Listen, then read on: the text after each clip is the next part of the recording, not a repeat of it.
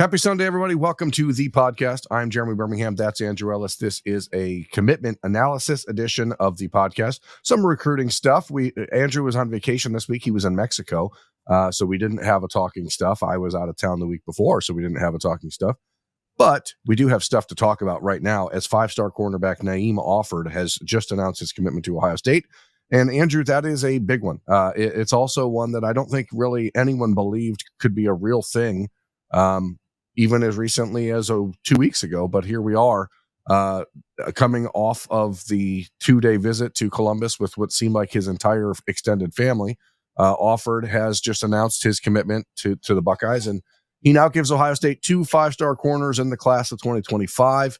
He is one of 3 cornerbacks committed in this class that are all top 30 players in the country, according to Rivals.com. How good is Tim Walton right now at his job? Oh, wow. I don't know, man. It's tough to say because you got Brian Hartline over there. And I think right now, Tim Walton might just hold the crown as far as how things have been going of late. If you look down the top cornerback rankings on Rivals or 247 or any of those sites, Ohio State now has the number 1 and number 2 cornerbacks in the class. Both long guys, both athletic guys. Doesn't get much better than that. And like you said, back when he visited, I think last summer, and his name kind of was on our radar. I think everybody just saw a kid from Alabama, 5 stars next to his name. And this kind of goes to show a couple things. Tim Walton is amazing at what he does, and things are going to be very interesting with Nick Saban no longer in Tuscaloosa. Yeah, it's funny. I remember that night. It was end of July. It was the Buckeyes barbecue and bash at the Woody Hayes Athletic Center. And nobody knew that Naim Offord was there. And I saw him walking out of the building, and I introduced myself and said what's up, and you could tell he was really interested in Ohio State and that it was a genuine thing. But then he was supposed to visit for a game during the season. It didn't happen. He was supposed to come up for the Minnesota game in November 21st or November 18th or whatever. It didn't happen, and the explanation was that it was a noon game and he wasn't going to be able to get up in time to make the trip because he had a game the night before. But he ended up at Tennessee that day instead. And a lot of the buzz around Ohio State was that the focus for Offord was going to be Tennessee, Auburn, and Miami. And so I think at that point, a lot of people kind of wrote him off. But the conversation between him and Tim Walton has never stopped. The conversation between Tim Walton and his family has never stopped. And even though a lot of the focus in the last 2 months has been on Devin Sanchez, rightfully so, as the number 1 ranked corner in the country, next to Offord's number 2 ranked spot on Rivals, and those two are flip-flopped on a couple other sites. And I don't think anyone took it seriously, but then all of a sudden it's like, okay, he's going to come visit again. And you had seen something on Facebook 2 weeks ago about that he had penciled in a commitment date for February 3rd, which is the day he was visiting Ohio State. And it's like, whoa, this is actually real. Like when you see all that occur, it is a reminder of how different the world of recruiting is right now. Because I don't think Ohio State would have been in that conversation in November when we're talking about Tennessee, Auburn, and Miami, because I think people rightfully so assumed that it was a very NIL-heavy conversation. But now, because Ohio State's NIL collective seemed to be working in some actual, functioning approach or method, like it seems like a lot of these conversations have changed. Yeah, I mean, when you combine the NIL improvements with 1870 and the foundation, along with just how good Ohio State's cornerbacks were last season, that just changes everything. We said the same thing with Caleb Downs and him transferring. The safeties look better too. The defense as a whole has looked better. So just the NILs up in their game and just the defense in general up in their game is kind of combining to allow these things to happen, I think. And Blake Woodby too, the number 6 cornerback in the country. So it's absurd what Tim Walton's doing right now. And it's funny if you look back a couple seasons and just some of the jury was still kind of out on him in his first year. And then, he got the 2 guys in state this past class with Bryce West and Aaron Scott, and then Miles Lockhart as well. But going across the country and landing these guys from the East Coast, from Texas, and now from Alabama, that says a lot about Tim Walton and what he's doing. The last Ohio State signee I can find from Alabama was 1981. So it's been a long, long time since Ohio State has gone into the Deep South to pick out a player. Now, there's still 10 months until signing day, 11 months until signing day. So it's going to be certainly a battle to hold on to him and to Devin Sanchez. But in 2017, Jeff Okudah was the number 1 ranked cornerback in the country. Shaun Wade was number 2. So Ohio State has signed the top 2 cornerbacks recently.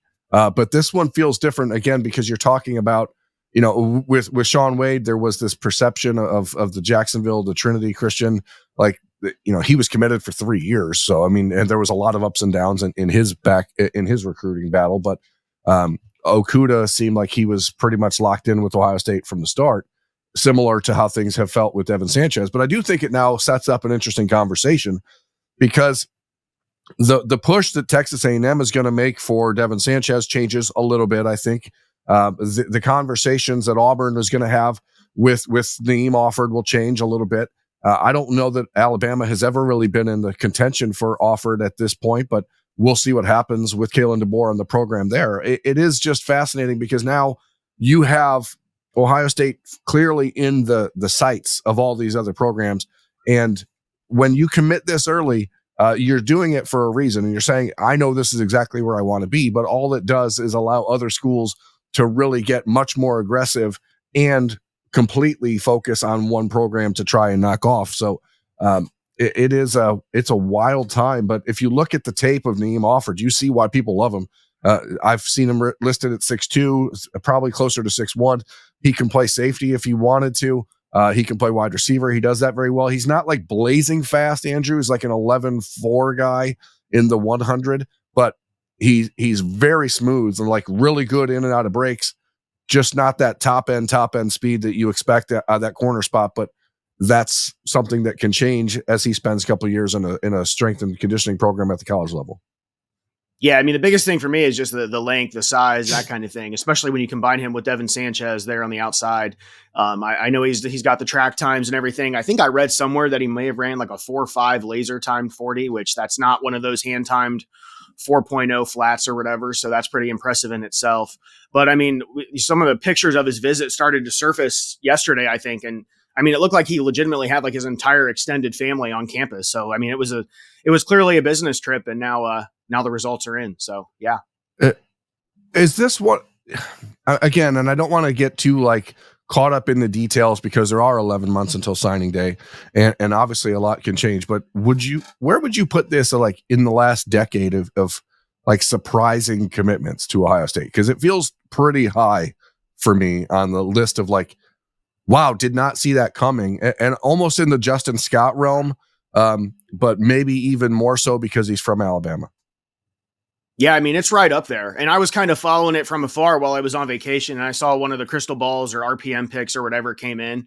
And I think if that chatter hadn't started like around Wednesday or whenever, like this would have been like one of those massive, seismic recruiting wins for Ohio State. And it still is. It's just, it would have really caught everybody off guard, much like the Justin Scott thing did. But yeah, I mean, this one ranks right up there. I mean, I don't know. I can't say enough good things about Tim Walton, and now they just got to hold on to the kid for 10 plus months until the early signing period, I guess. Yeah, it's fascinating to me because this class, the cycle of 2025, has to be a very defensive heavy group for Ohio State. This is the 8th commitment in the class of 2025. Now you have 5 defensive players, 3 of them, as we mentioned, top 30 ranked overall players at cornerback. So they're very focused on the defensive side of the ball. But when you look at a guy like Offord, like you almost wish it would wait a little bit until like June and not have so many months. But what you'll see now is probably a return trip for the spring game. You'll see a return trip for an official visit. You'll see probably, so like the opportunity to keep building that relationship is there. But the most important relationship, I think, from here on out is the relationship between Devin Sanchez and Naim Offord. Because to my knowledge, they don't really have one yet. And I think that there's at least, like I said, that potential for Texas A&M and Mike Elko and the new staff there to try to drive a wedge a little bit and say, hey, well, why are they chasing this guy if they have you? Because that's just what coaches do, and it's smart, even though it's a stupid argument. Like you can play 2 corners at once, and you want the best players at every position. But I think that the thing that you get here is an opportunity to really build a special class of 2021 or 2025 on the defensive side of the ball. You obviously have Fahim Delane out there at safety that you're really highly interested in, number 1 ranked safety. Dorian Brew, who can play corner or safety as well. Trey McNutt, Cody Haddad. Like now, all of a sudden, you can almost have. I mean, you're talking.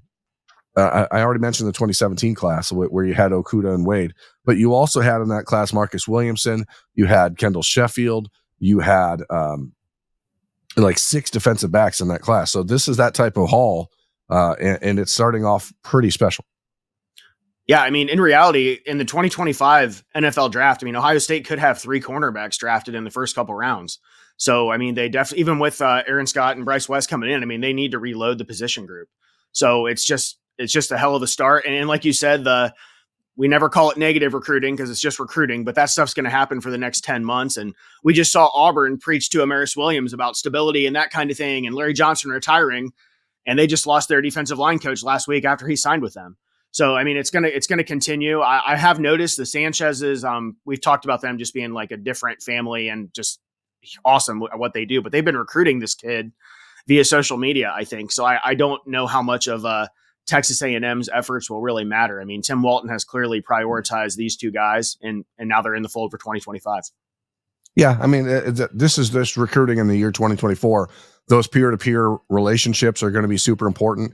I think that in some ways the NIL space has changed the way kids connect, and maybe there are less deep personal relationships and more superficial stuff. But like I said, to this point, I don't know that there's been much of a relationship between Devin Sanchez and Naim Offord. But it's imperative for Ohio State that happens now, because those 2 guys are going to be the guys that go out and really turn on the light for Fahim Delane and Dorian Brew, who was expected to make his college decision 10 days ago. Now that conversation feels a little bit different. There's some rumors that maybe he wants to play offense. Ohio State's battling, USC and Michigan and a couple other schools to try to keep that where it was, which was 10 days ago. He had, was certainly going to commit to Ohio State, I think, and then decided to pull back. But now the conversation gets a little harder in some ways because you now have 2 of the top 2 ranked corners in the country committed. But this is where you hope that the relationship between Devin Sanchez and Tim Walton and Dorian Brew, and now you add in Offord, like you have to convince these kids, hey, we're building something truly special and you want to be a part of it. And again, if you just look at what Naim Offord is on the field, what Devin Sanchez is on the field, the chance to be a part of a really, really elite group is happening at Ohio State. And the class of 2021 had 7 5-stars in it. I think that was the final number. This class is on its way, I think, to matching or being close to that, because Tavian St. Clair, in my opinion, will end up as a 5-star. Carter Lowe very, very well may end up at 5-star. You're going to have an opportunity with Offord and Sanchez to build a secondary group that has 3 or 4 in that group alone. And then TJ Alford, who is going to make his announcement on March 30th, of defensive end / linebacker type out of Florida. I think he could make his way up into that conversation as well. Like, this is a really, really special class that's building at Ohio State for the class of 2025. Yeah, I mean, it's a hell of a start, obviously, and they just got to keep plugging away. Obviously, they're going to need some more offensive linemen. They need to load up on the defensive line, and then a couple safeties. Fahim Delane, maybe Dorian Brew ends up at safety. I don't know, but there's no one that can complain about the start they've got so far, especially when you got that 4 to 5-star offensive tackle type already committed. So that should shut a lot of people up, I think, hopefully. Yeah. And again, you may not even need to leave Ohio for those safeties in the class, because Trey McNutt is special.